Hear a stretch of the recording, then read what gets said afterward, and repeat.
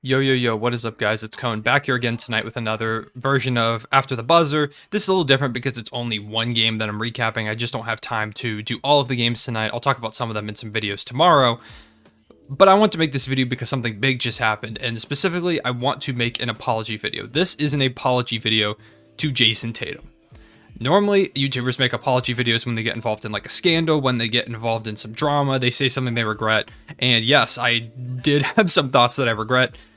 And specifically, well, first of all, I'm very glad I didn't have this YouTube channel, have my Twitter platform this is something that I thought. But previously, about 2 years ago or so, I thought Jayson Tatum was really, really good. I've always pictured Jayson Tatum as a really good player. Coming out of the draft, I liked his game a lot. But the problem was I pictured him as an all-star. Not only as an all-star, but like that was his ceiling. I was like, Jayson Tatum is really good. He can score in so many different ways, but I just don't quite see him as more than an all-star. I don't really see him as like an all-NBA type guy, maybe a couple all-NBAs, but I never saw him like getting up to like the top 15 player that he is now, and potentially in the future an MVP candidate. I never saw him getting to here. And this is back in a time when I was a lot more cynical about basketball, I was a lot more critical of things. Now I'm a lot more optimistic because I've seen so many players exceed expectations. I never like to give up on a player like that, and I think that was a huge mistake I made, and I'm glad that that is a decision that I've made, and I've stopped doing that, because Tatum is, every single time he goes out there and plays, makes past me look like an absolute moron. I'm very glad this isn't a perspective I hold anymore, because Jayson Tatum is incredible. And if you're wondering why I chose tonight to make this video, it's because Jayson Tatum just dropped 60 points for the Celtics in an overtime win over the San Antonio Spurs. Why is 60 significant? Jayson Tatum tied Larry Bird's, before I even go any further, the fact that he tied anything with the word Larry Bird involved with the record is a massive deal, but he tied Larry Bird's all-time single-game scoring record for the Boston Celtics with 60 points. The record. He was one free throw make off, one more jump shot off of being the all-time highest scorer in a single game for the Boston Celtics. One of the most storied franchises in the entire NBA. In the entirety of American professional sports, one of the most storied franchises, and it was about to be Jayson Tatum who held that record, and he could have had it, but he missed a couple free throws, and at the end of the game, he had a shot that should have been a continuation and one. I don't care if it was on the floor. I don't care. He should have been given that continuation just because he would have set the record. If I'm the ref, I'm giving him continuation because I know what I'm watching, and I'm being part of history right there, but he should have gotten continuation and gotten an and one, giving him a chance to hit a free throw to get 61. He didn't. He hit the 2 free throws to give him 60 and ice the game for the Celtics. It was an incredible performance.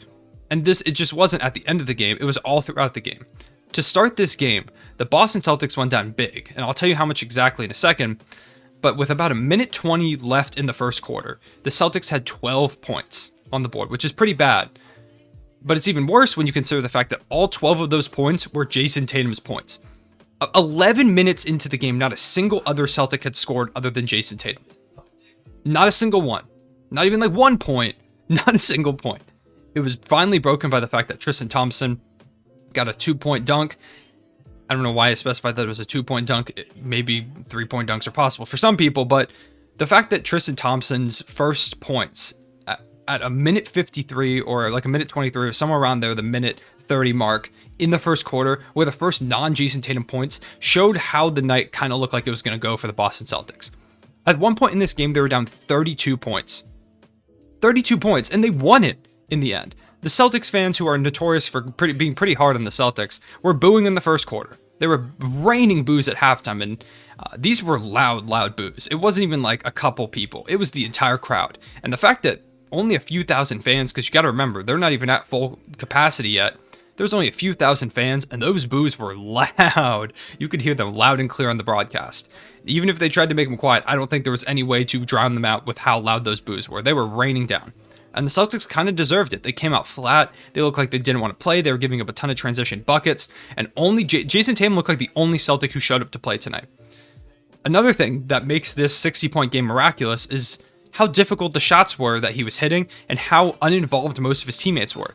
Jaylen Brown, his co-star, one of my favorite players in the league. I love Jaylen Brown's game. He was not good tonight. He had I think he was 5 of 23 in this game. He had a shot at the end of overtime, a three-pointer in the corner, to really help the Celtics win the game. But other than that, he was not an impactful player down the stretch. And that's a lot to say for Jaylen Brown.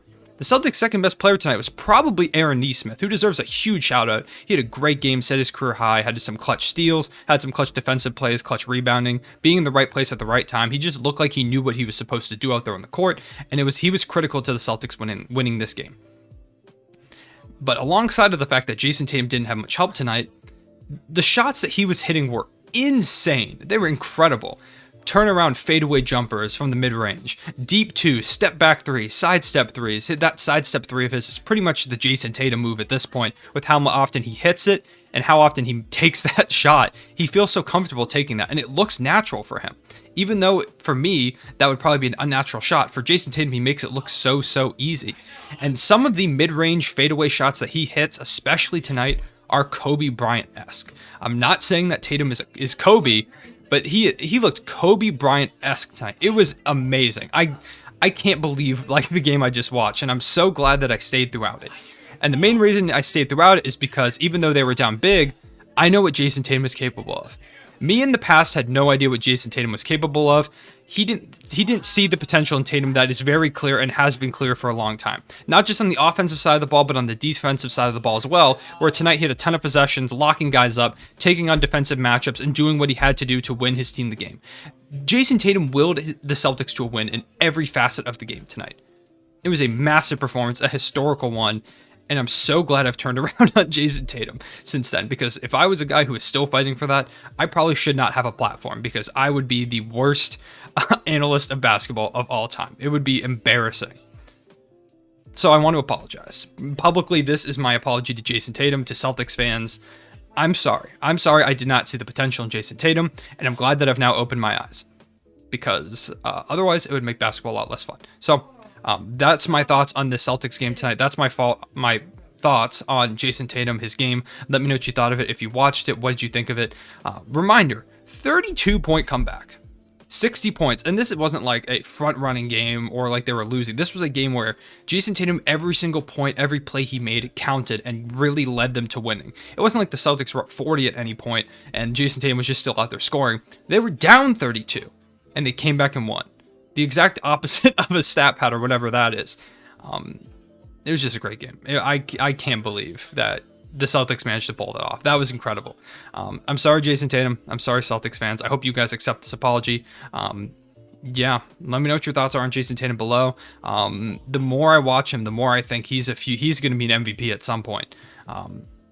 I think he's going to be a top 10 player sooner than later. I think he's got that MVP type potential. The Celtics just have to get a good enough supporting cast around him, and Jaylen Brown and Kemba Walker and Marcus Smart. They've got to improve the supporting cast around like those four core guys. If you keep those four core guys and improve the team around them, I mean, they have some signs of improvement. Robert Williams is really stepping up. Aaron Nesmith showed a lot tonight. But if they're able to improve that supporting cast and the Celtics can snag a 1 seed one of these years, it's going to be tough to beat Tatum for MVP, because he's going to be scoring 30 points, playing great defense, playmaking, rebounding, doing everything he has to do for his team to win on any given night. That's just who Jayson Tatum is. With that being said, I appreciate you guys watching. Drop a like, drop a subscribe if you like this video. I will see you guys later.